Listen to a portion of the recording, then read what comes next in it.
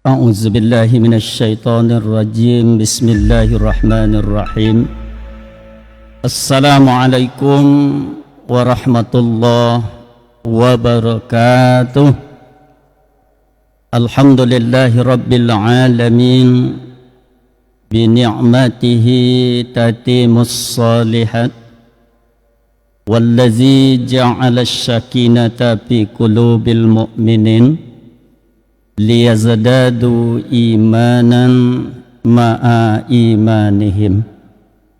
Ashhadu an la ilaha illallah wahdahu la syarika lah wa ashhadu anna Muhammadan abduhu wa rasuluh. Allahumma salli wa sallim wa barik ala Muhammad wa ala alihi wa sahbihi ajma'in. Subhanaka la ilma lana illa ma 'allamtana innaka antal alimul hakim. Allahumma 'allimna ma yanfa'una wanfa'na bima 'allamtana innaka antal alimul hakim. Allahumma arinal haqqa haqqan warzuqna ittiba'a wa arinal batilan batilan warzuqna ijtinaba. Faqala Allah Ta'ala fi kitabihil karim A'udzu billahi minasy syaithanir rajim Bismillahirrahmanirrahim Wa ibadur rahmanil ladzina yamshuna 'alal ardi hauna wa iza khatabahumul jahiluna qalu salama wallazi yabituna li rabbihim sujjadan wa qiyama wallazina yaquluna rabbana shrif anna azab jahannam. Wa qala Rasulullah sallallahu alaihi wasallam ittaqillaha haitsuma kunta wa adbi'is sayyi'atal hasanata tamhuha wa khaliqin nasa bihulukin hasanin. Sadaqallah wa sadaqar rasul.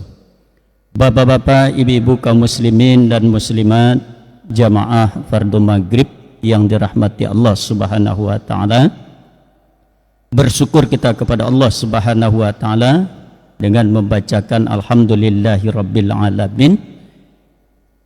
Maghrib ini kita dimasukkan oleh Allah kepada orang-orang yang termasuk dengan orang-orang yang dibanggakan oleh Allah kepada para malaikatnya.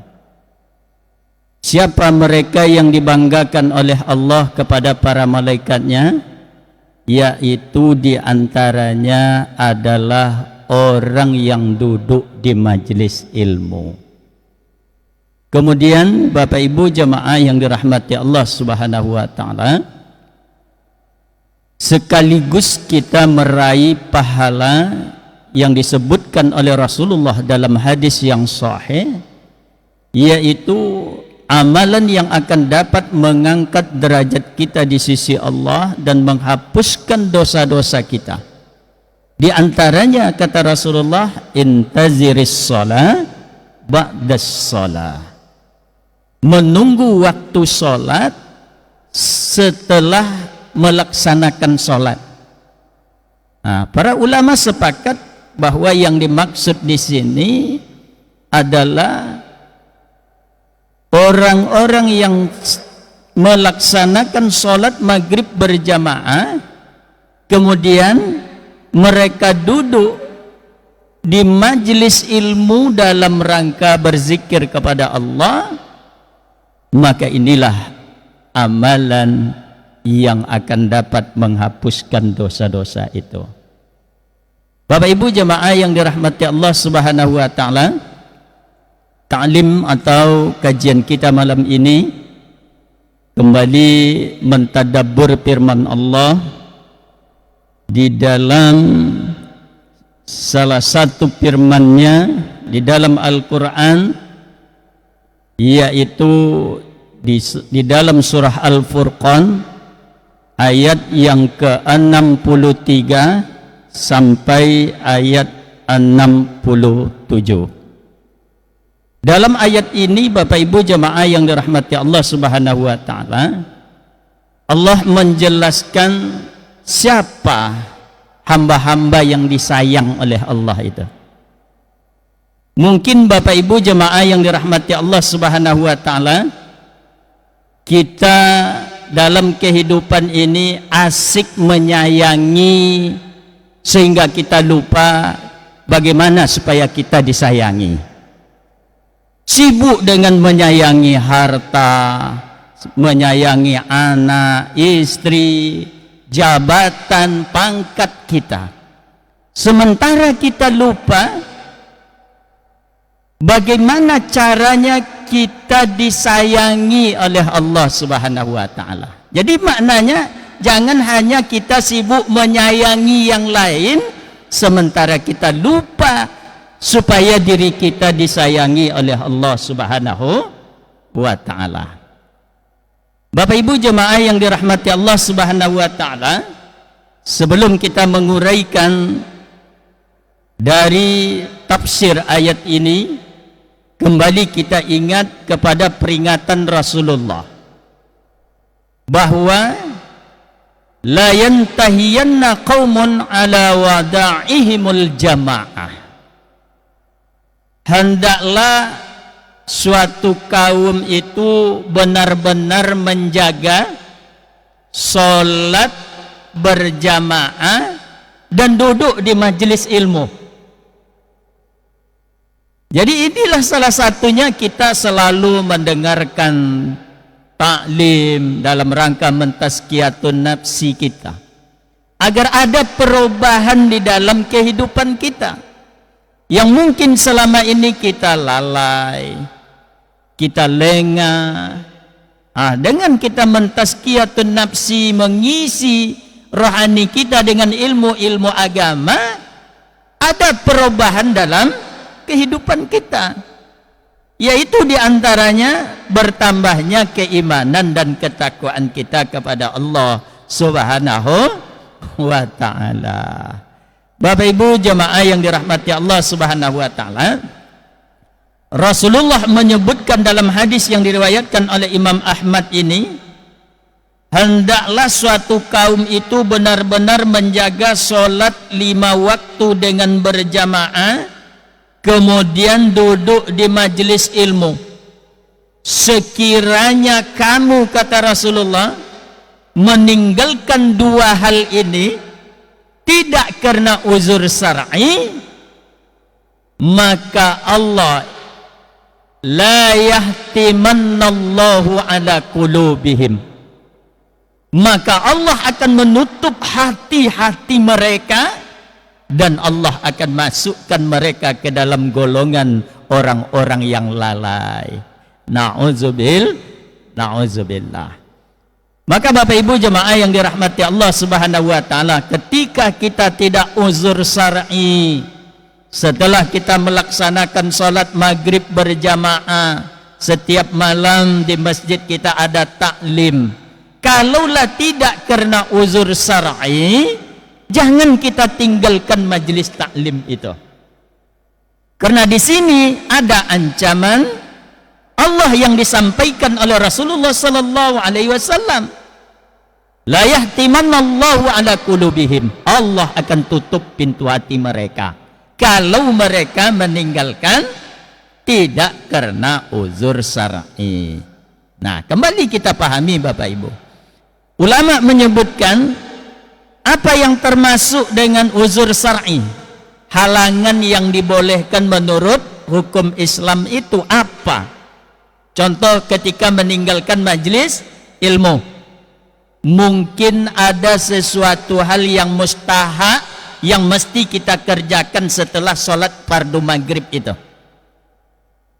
Maka ketika itulah baru boleh beranjak dari tempat duduk kita meninggalkan majelis ilmu. Jadi Bapak Ibu jemaah yang dirahmati Allah Subhanahu wa taala, mudah-mudahan Allah berikan hidayah kepada kita. Yang selama ini mungkin kita lalaikan, kita tinggalkan, kita lengahkan. ternyata itu akan membuat dampak yang berbahaya terhadap diri kita. Bapak Ibu jemaah yang dirahmati Allah Subhanahu wa taala, Rasulullah juga sebutkan, barang siapa yang mentadabbur firman Allah, maka pahalanya sebanding dengan sholat sunnah 200 rakaat. Masya Allah, sama pahalanya dengan sholat sunnah 200 rakaat. Bapak Ibu jemaah yang dirahmati Allah Subhanahu wa taala, kita bayangkan saja apa yang telah kita lakukan tentang sholat sunat ini. Sholat tarawih 11 rakaat masuk witir Bapak Ibu. Itu kalau terpanjang baca ayat de imam. Begitu awak rasakan, terkadang melelahkan. Ini kita duduk di majelis ilmu dalam rangka mentadabbur firman Allah. Kata Rasulullah, pahalanya sama dengan salat sunnah 200 rakaat. Mudah-mudahan Bapak Ibu pahala-pahala ini selalu kita raih dalam kehidupan kita. Bapak Ibu jemaah yang dirahmati Allah Subhanahu wa taala, kita bahas tentang mentadabbur firman Allah di dalam surah Al-Furqan ini. Allah berfirman, wa ibadur rahmanil ladzina yamsuna 'alal ardi hauna. Adapun hamba-hamba yang Allah sayangi atau hamba-hamba yang disayangi oleh Allah adalah allazina yamsuna 'alal ardi hauna. Orang-orang yang hidup, orang-orang yang berjalan di muka bumi ini dalam keadaan rendah hati dan tidak sombong. Bapak Ibu jemaah yang dirahmati Allah Subhanahu wa taala, rendah hati adalah sesuatu yang dimuliakan oleh Allah Subhanahu wa taala. Apa contohnya kata ulama orang yang memiliki rendah hati itu? Apabila melihat orang dalam kesusahan, dia pun terpanggil hatinya untuk menolong. Kemudian dia tidak sombong dalam kehidupannya. Maka Bapak Ibu jemaah yang dirahmati Allah Subhanahu wa taala, dalam satu riwayat disebutkan bagaimana contohnya kesombongan yang dilakukan atau perbuatan yang termasuk kepada sombong itu. Dalam satu riwayat disebutkan bahwa datang seorang pemuda, Bapak Ibu, kepada Rasulullah dengan gagah perkasa, memakai baju serba mahal, celana mahal, aksesoris mahal, ya, sampai pakai jam tangan mahal, sepatu mahal. Lalu dia bertanya kepada Rasulullah, "Ya Rasulullah, apakah saya disebut dengan seorang yang sombong ya Rasulullah? Saya suka memakai yang serba mahal." Lalu apa kata Rasulullah? Tidak, asal niatmu tidak merendahkan orang lain. Lalu bagaimana contohnya perbuatan sombong itu ya Rasulullah? Merendahkan orang lain, itulah sombong. Dicontohkan oleh ulama, kalau kau mapak, contohnya pakai jam paling mahal Pak, lalu ditanya dek kawan, "Pak, ancak jam apa Pak? Mahal beli gak Pak? Bapogo Pak?" Jenang tonyon loleh, pensan nang nganogo beko. Itu sombong kata Rasulullah. Tapi ketika kita mampu untuk membeli benda-benda yang mewah, dalam rangka mendekatkan diri kita kepada Allah, membuat kita semakin bersyukur kepada Allah, maka itu bukan sombong.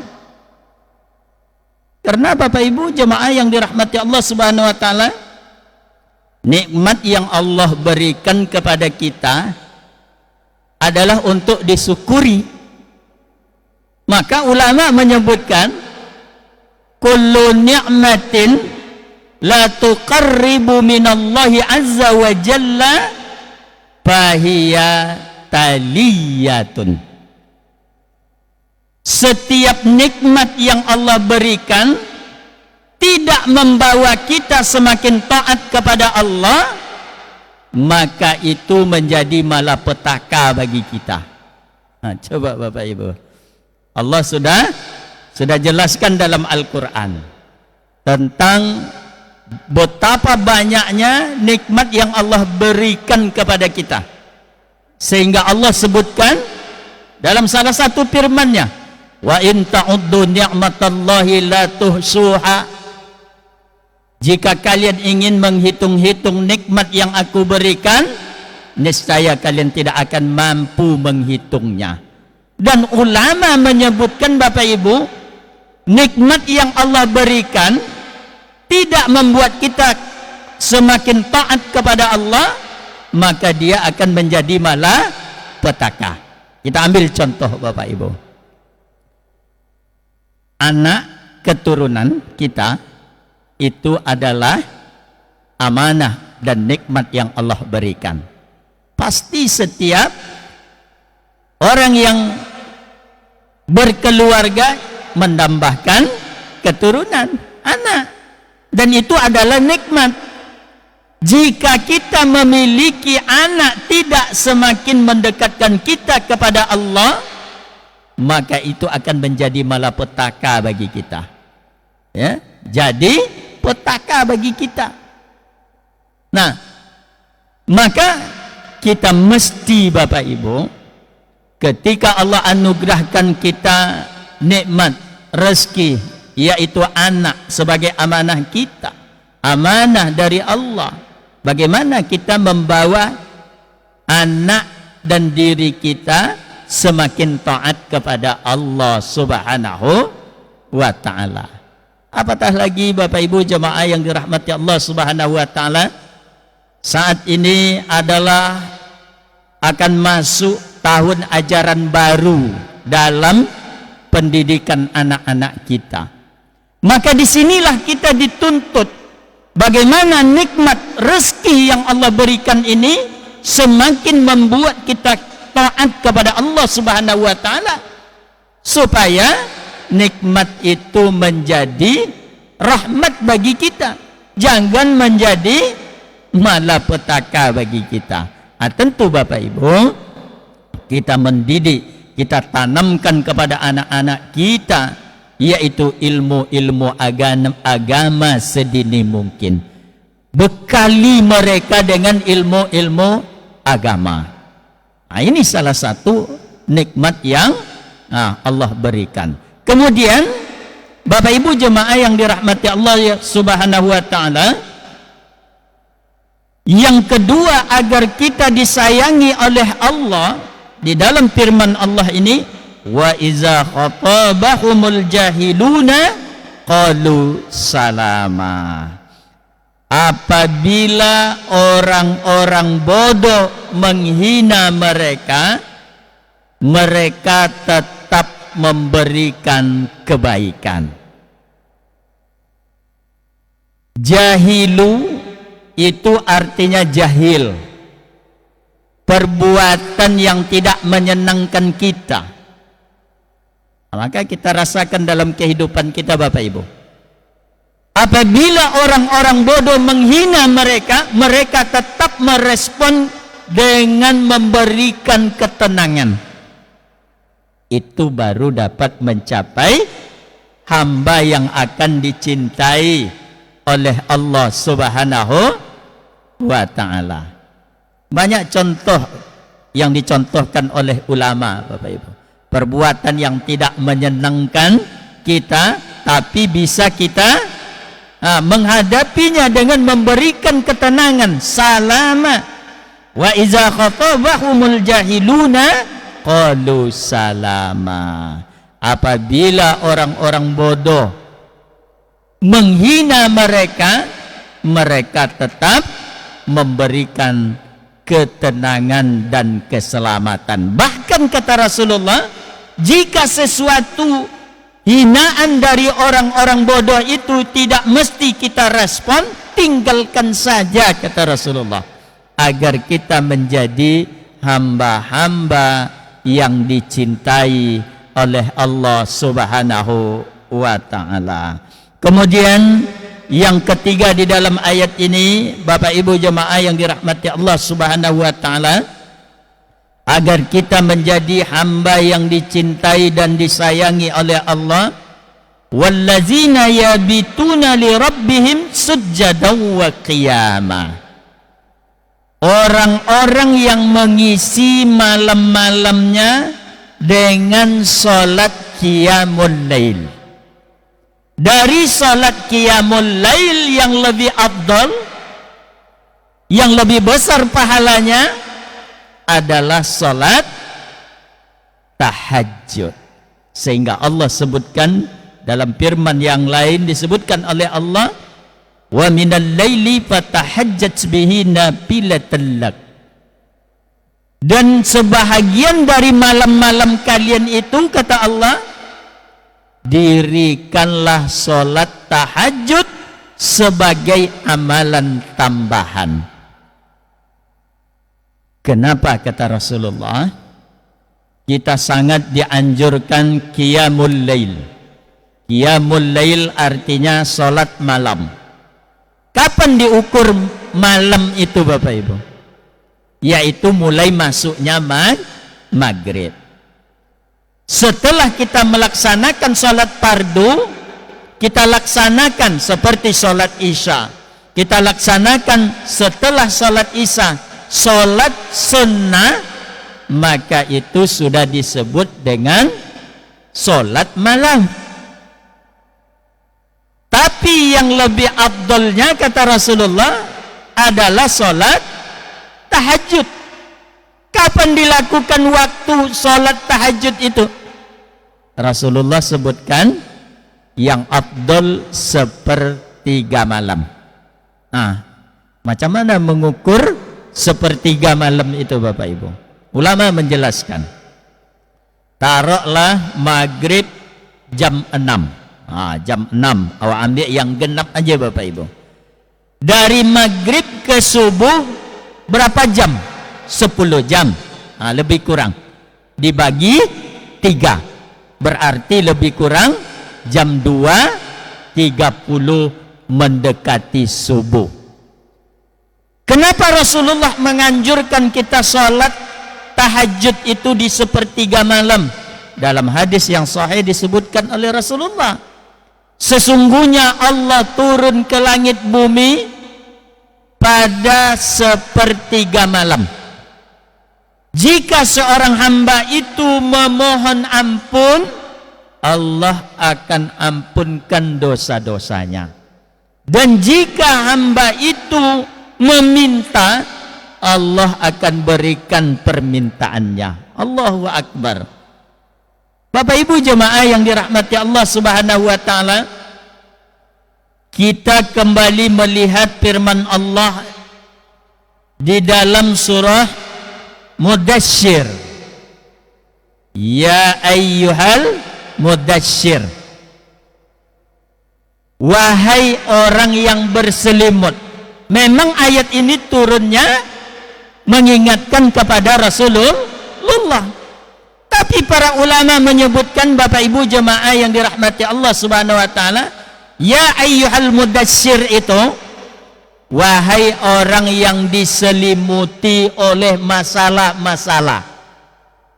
Qumil laili, maka bangunlah pada malam dan dirikan salat. Artinya Bapak Ibu jemaah yang dirahmati Allah Subhanahu wa ta'ala, ketika kita diselimuti oleh masalah-masalah dalam kehidupan ini, perbanyaklah untuk melaksanakan sholat tahajud.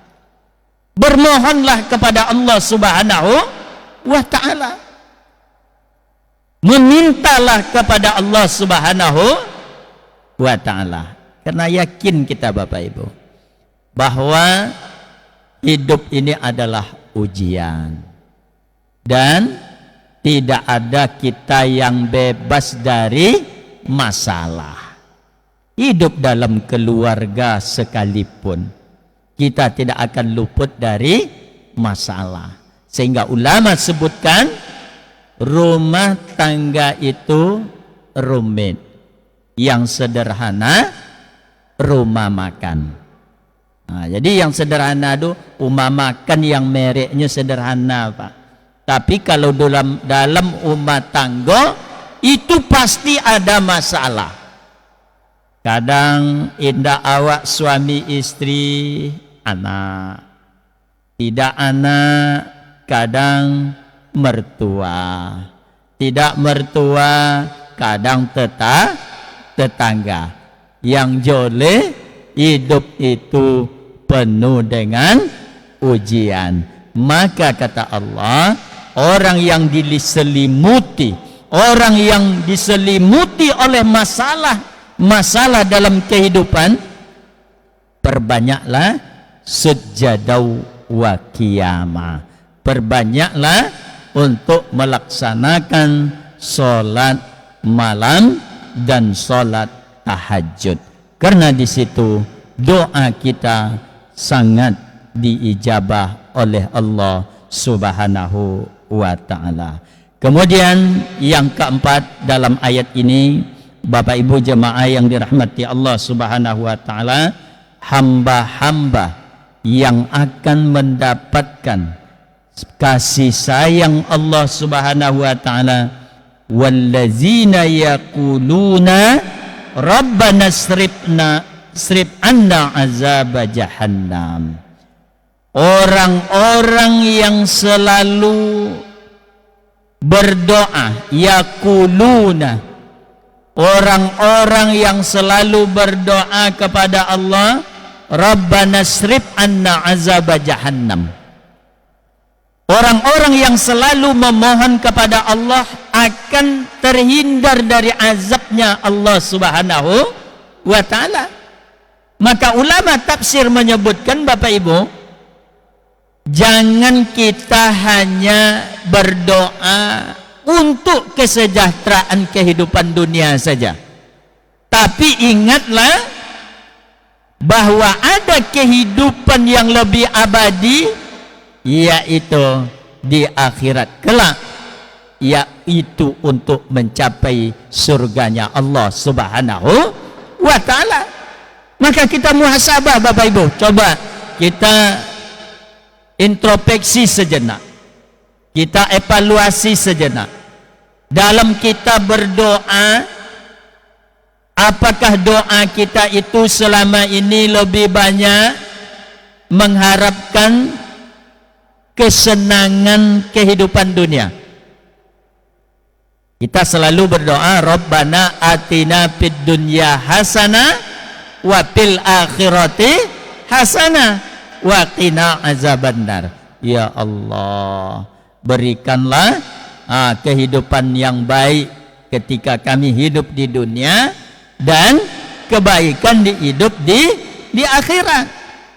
Jadi di sini ulama menyebutkan jangan kita terlalu mengedepankan kehidupan dunia sementara kita melupakan untuk kehidupan akhirat.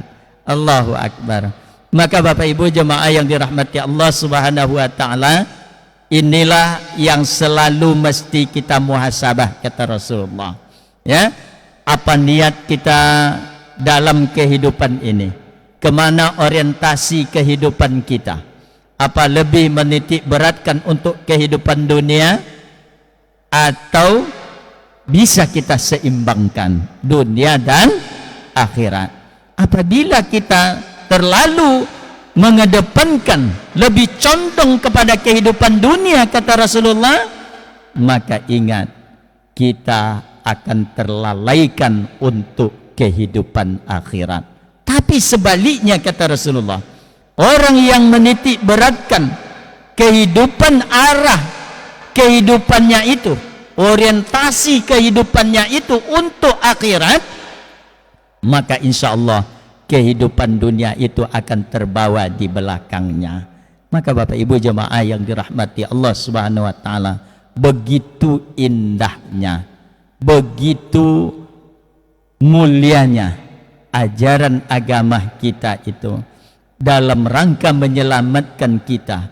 Kasih sayang Allah itu selalu mengingatkan kepada kita agar kita memohon ampun kepada Allah untuk keselamatan yang abadi, yaitu surganya Allah Subhanahu wa taala. Bapak Ibu jemaah yang dirahmati Allah Subhanahu wa taala, yang terakhir insyaallah malam ini ya, difirmankan oleh Allah di dalam surah yang lain, apa atau bagaimana hamba yang disayang oleh Allah itu, yaitu innallaha yuhibbul muhsinin, orang-orang yang selalu melakukan kebaikan dalam kehidupan di dunia ini. Muhsin itu diterjemahkan oleh ulama dengan ihsan. Ihsan anta'budullaha ka'annaka tarahu fa illam yarahu fa innahu yaraka. Ihsan, berbuat baik itu memang semata-mata karena Allah Subhanahu wa ta'ala. Kita berimpak memang karena Allah Subhanahu wa ta'ala. Kita membantu saudara-saudara kita itu memang semata-mata karena Allah Subhanahu wa ta'ala. Inilah orang-orang yang akan dicintai oleh Allah Subhanahu wa ta'ala. Bapak Ibu jemaah yang dirahmati Allah Subhanahu wa ta'ala, kita selalu berdoa dan bermohon kepada Allah setiap saat agar kita diberi hidayah oleh Allah Subhanahu wa ta'ala, sehingga kita berdoa, Allahumma arinal haqqa haqqa warzuqna tibaa wa arinal batilan batilan warzuqna jatinaba. Ya Allah, tunjukkanlah kepada kami yang hak, yang benar itu adalah benar, dan beri kekuatan kepada kami untuk melakukan yang benar itu. Ya Allah, tunjukkanlah kepada kami yang batil itu adalah batil, yang salah itu adalah salah, dan beri kami kekuatan untuk meninggalkannya. Karena berapa banyak Bapak Ibu yang kadang itu terjadi juga pada diri kita. Kita tahu bahwa itu maksiat, tapi kita tidak mampu untuk meninggalkannya. Kita tahu bahwa itu adalah benar, baik, tapi terkadang kita tidak mampu untuk melakukannya. Maka inilah kata Rasulullah, bermohon kepada Allah Subhanahu wa ta'ala. Mudah-mudahan Bapak Ibu jemaah yang dirahmati Allah Subhanahu wa ta'ala, Allah selalu beri kita hidayah, Allah mudahkan seluruh urusan kita, Allah selesaikan masalah-masalah dalam kehidupan kita, dan Allah ijabah seluruh hajat kita. Amin ya rabbal alamin. Inilah kajian kita untuk malam ini Bapak Ibu. Sekali lagi mudah-mudahan sekembalinya kita ke rumah nanti ada perubahan dalam kehidupan kita, yakni bertambahnya keimanan dan ketakwaan kita kepada Allah Subhanahu wa ta'ala. Amin ya rabbal alamin. Kita tutup dengan doa kafaratul majlis. Subhanakallahumma rabbana wa bihamdik, asyhadu an la ilaha illa anta astaghfiruka wa atubu ilaik. Wassalamualaikum warahmatullahi wabarakatuh.